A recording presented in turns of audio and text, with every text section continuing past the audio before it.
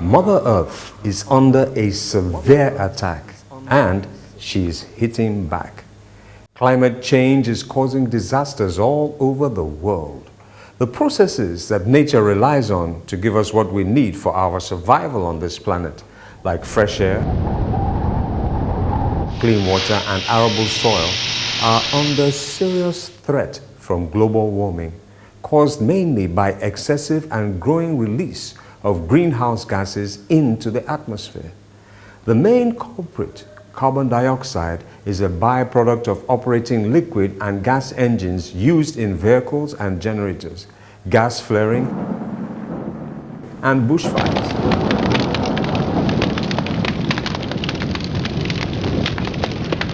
Scientists and concerned citizens all over the world agree with the United Nations that climate change is one of the biggest threats to our common future.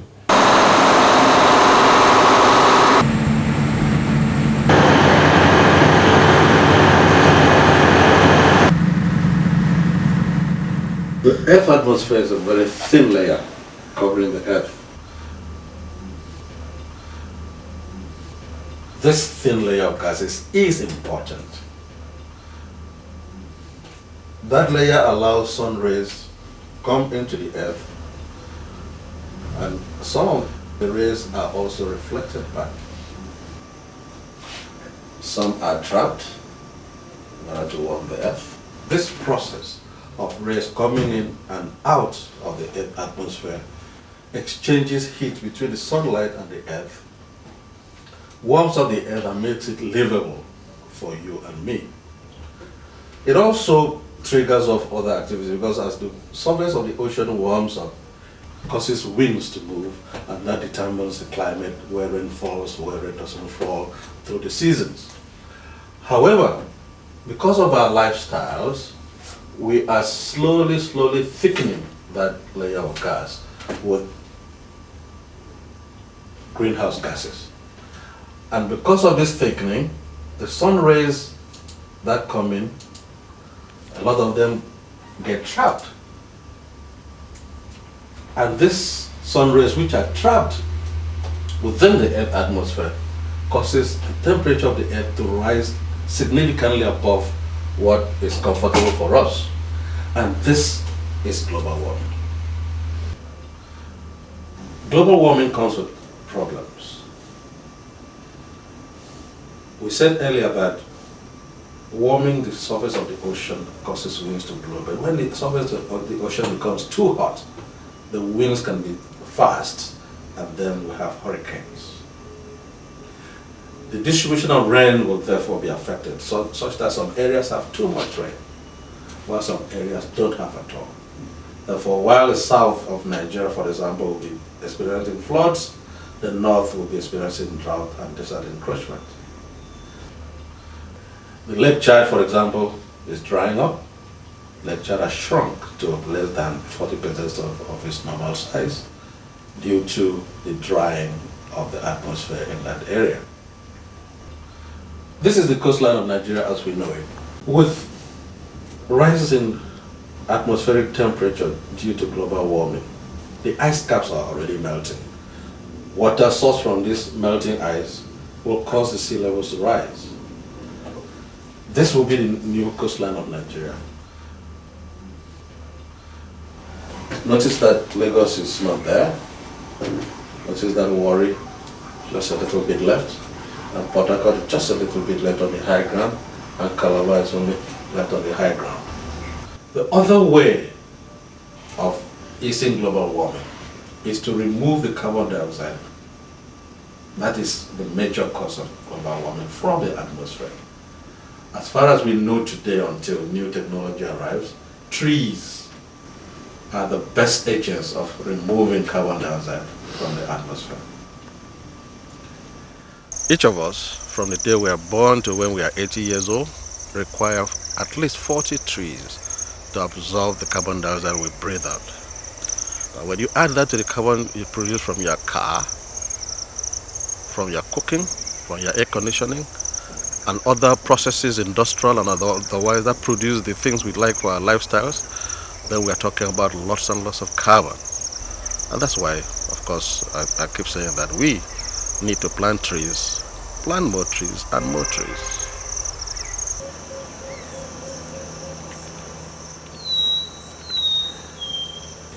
As global warming causes the desert to expand, people are becoming refugees in their own land.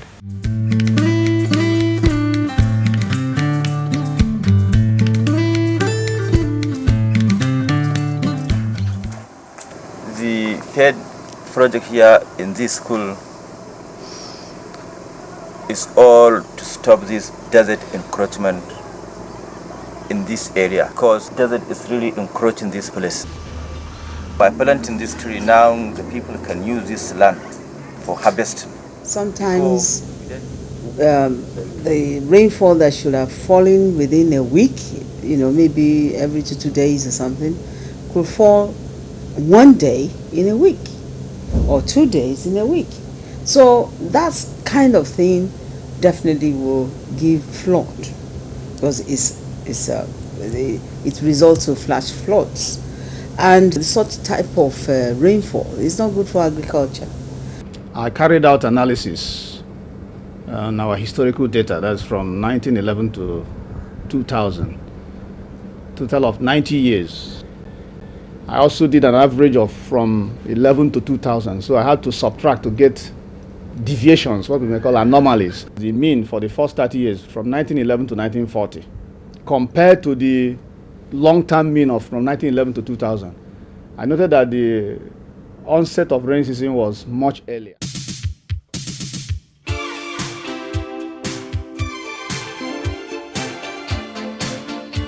We started noticing some gully, but on a very slight, not deep. So some efforts were made then, but because the war came up, it was almost abandoned. In the next few years, the whole town will be eaten up by gully erosion. The rain is too much. The crops are being washed away. My father's house was taken by this gully. Now I built my house here, but the gully is threatening to carry it. I have no place to run to. I have now become a refugee in my father's land. This is where my house is. This is my farm. That is the gully. Oh God. It is the gully that killed my mother when she was returning from early morning church service, about crossing that wooden bridge. And it was raining heavily. She fell into the flood and died.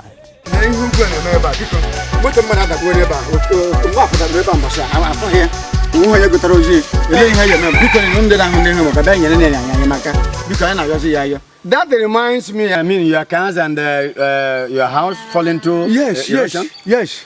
Okay. If your house and your property fall into erosion, it is your cause.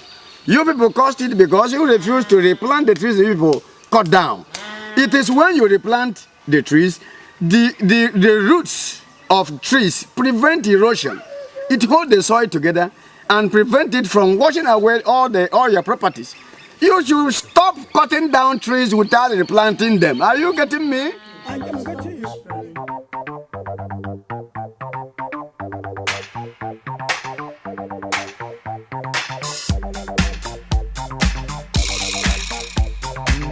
One of the most dramatic and devastating effects of the climate change that is causing global warming, which in turn is causing continental ice shelves to melt and oceans to rise, could happen right here in Lagos and other coastal cities along the West African coast. Millions of people could be turned into ecological refugees. Dramatic and drastic measures must be taken by government, corporate bodies, social groups, and individuals to address the causes of climate change which can mainly be attributed to unprecedented release of greenhouse gases into the atmosphere, are the main culprits. Immediate measures must be taken to reduce our discharge of this noxious gas. Climate change is a global phenomenon, and Nigeria is part of it. We also signed and ratified the Kyoto Protocol.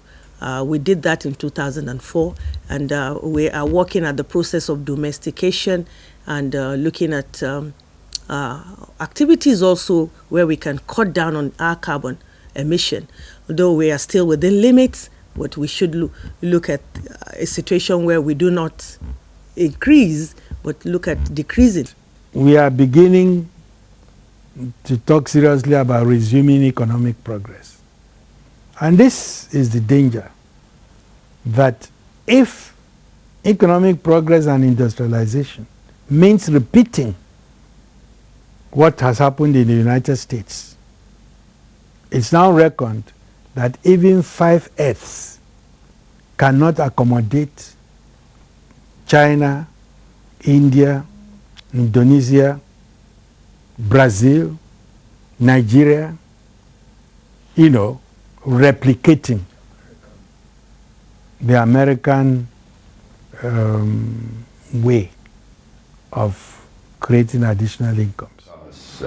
If I may refer, most recently there was a study by a team of scientists led by the professor from Ohio State University that found that the rate at which the Antarctic ice is melting is more than double what it was supposed to be.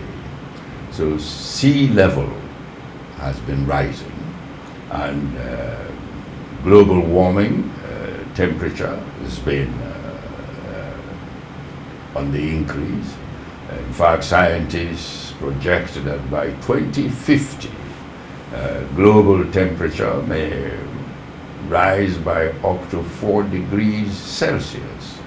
And up to that time, the consequences of that are too ghastly to contemplate. Because, for example, the sea level rise will result in the disappearance of some countries. Countries like the Maldives, Republic of Maldives in the south of India, will disappear if sea level rises up to 3 meters or more. Countries like Kiribati in the South Pacific, which I had the great privilege and pleasure of visiting years ago when I was Commonwealth Secretary General, countries like that would disappear. And some other countries, like Bangladesh, will lose almost half of its territory. And here in Nigeria, all our coastal areas, for example, here in Lagos, we will lose Victoria Island and most of Lagos because of the sea level rise. We of the Africa region are said to be contributing just about 3% of the total emission. But though we contribute just about 3%, we still, as been said, are going to have to adapt very, very quickly and put in place mitigation efforts if we're not going to suffer very, very, very dire consequences of the effects. The effects are already here in Nigeria.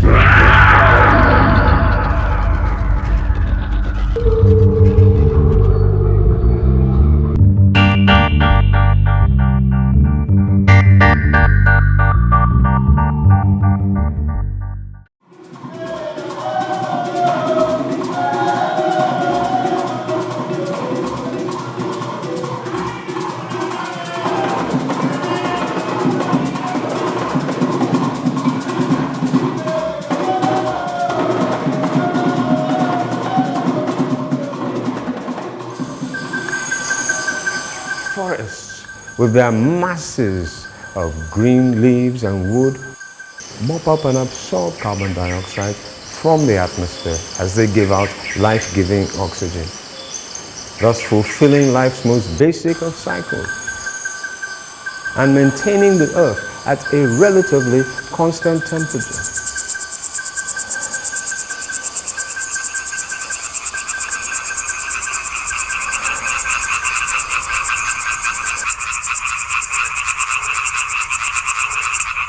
In the past 2 decades, Nigeria and most of her neighbors in the sub-region have undergone massive deforestation. In the case of Nigeria, losing over 75% of her natural forest cover, with a large proportion of this for energy. This must be stopped immediately and reversed. Climate change conditions here can be adequately mitigated when we have programs of afforestation, which will act as carbon sinks. Fortunately, there is still a little time left for us to take action before the effects of climate change become too damaging and irreversible.